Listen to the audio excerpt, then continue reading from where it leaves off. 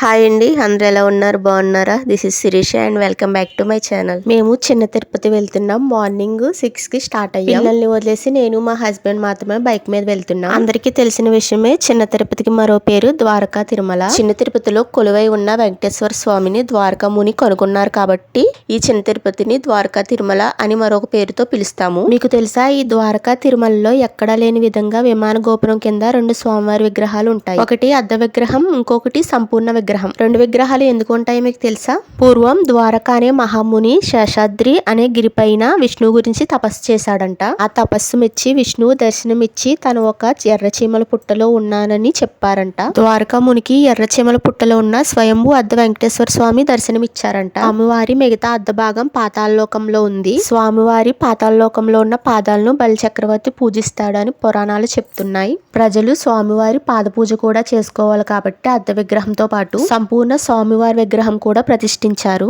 అలా ఒక విమానం గోపురం కింద 2 స్వామివారి విగ్రహాలు ఉంటాయి. ఇదేనండి స్వామివారి విగ్రహం వెనుక ఉన్న రహస్యం. స్వామివారి దర్శనానికి వెళ్ళినప్పుడు ఫోన్స్ మనం కూడా తీసుకువెళ్ళకూడదు, కౌంటర్ దగ్గర ఇచ్చేయాలి. మేమైతే స్వామివారి దర్శనం చేసుకుని అలాగే పాదాల దర్శనం కూడా చేసుకుని ప్రసాదాలు అయితే తీసుకుంటున్నాం. అలాగే స్వామివారి మెట్లకి కొబ్బరికాయ కొట్టి మెట్టికి పసుపు రాసి కుంకుమ బొట్టు పెట్టి ఆర్త కర్పూరం వెలిగించి మోకాళ్ళ మీద ఎక్కుతానని మొక్కుకున్నాను. వాటి కోసం కొబ్బరికాయలు, పసుపు, కుంకుమ అన్ని ఇంటి దగ్గర నుంచే తీసుకు తెచ్చుకున్నా. పసుపు కుంకుమ ఇలా కప్స్ లో వేసి నేనైతే మొక్క అయితే స్టార్ట్ చేశా. నేను మెట్లు ఎక్కేటప్పుడు మా హస్బెండ్ ని వీడియో తీయమని చెప్పాను. తనకి నేను ముందు చెప్పలేదు మోకాల మీద మెట్లు ఎక్కుతానని.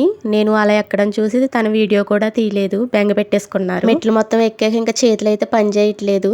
చేతులు మొత్తం రాళ్ళు గుచ్చిపోయి విపరీతంగా మంటలు. ఇక 2 మోకాళ్ళు అయితే ఎర్రగా కందిపోయి కొట్టుకుపోయినాయి. మెట్లు ఎక్కడం కోసం టిఫిన్ కూడా తినలేదు. మెట్లు ఎక్కినప్పుడు కళ్ళు తిరిగిపోయినాయి, పడిపోతానేమో అనిపించింది. మెట్ల మీద నుంచి సపోర్టివ్ గా వెనకాల నుండి మా హస్బెండ్ పట్టుకున్నారు. ఎలాగైతేనే పరిస్థితి ఎలా ఉన్నా దేవుడి మీద భారం వేసి నా మొక్క అయితే సక్సెస్ఫుల్ గా కంప్లీట్ చేసుకున్నాను. తర్వాత స్వామివారి ప్రసాదం పులిహార తిని తర్వాత గుడి మొత్తం ప్రశాంతంగా తిరిగి స్వామివారి గురించి ఇంకా చాలా విషయాలు తెలుసుకున్నాం. స్వామివారికి మొక్కుకున్న వారు తలనీలాలు కూడా సమర్పిస్తారు. మేమైతే తలనీలాలు సమర్పించలేదు. ఇంటి దగ్గరే స్నానాలు చేసి వచ్చి డైరెక్ట్ గా స్వామివారి దర్శనానికి వెళ్ళిపోయాం. స్వామివారి సన్నిధిలో గోశాల కూడా ఉంది. అక్కడే గోవుల్ని దర్శనం కూడా చేసుకున్నాం. మీరు ఎప్పుడైనా విన్నారా, చిన్న తిరుపతిలో ఉన్న వెంకటేశ్వర స్వామికి అభిషేకం అసలు ఎప్పుడు జరగదు. ఎందుకో తెలుసా? స్వామివారు ఎర్రచీమల పుట్టలో దొరికారు కదా, ఒక్క చుక్క నీటి చుక్క పడ్డా సరే ఎర్రచీమలకి హాని కలుగుతుంది అన్న ఉద్దేశంతో ఇక్కడ స్వామివారికి అభిషేకం చేయరు. తర్వాత భోజనానికి వెళ్ళాం. ఇక్కడ ప్రతిరోజు నిత్య అన్నదానం జరుగుతుంది. స్వామివారి దర్శనం గురించి వేలల్లో భక్తులు వస్తారు.